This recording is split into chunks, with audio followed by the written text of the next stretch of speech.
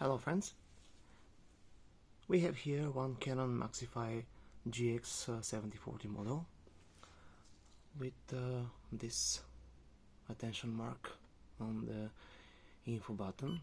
Press it and it says that our maintenance cartridge is almost full and needs to be replaced.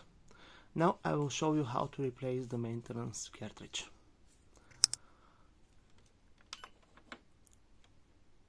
Power off the printer.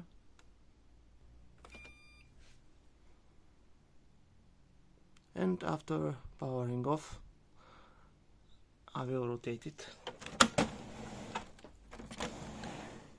So that's our rear side of the printer. And here, behind this door, is our maintenance cartridge. Unscrew the screw of the door.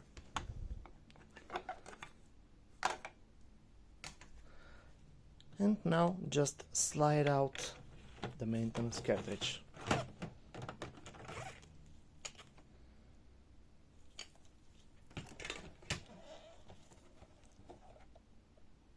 I have bought a new one and I will place the new one in here.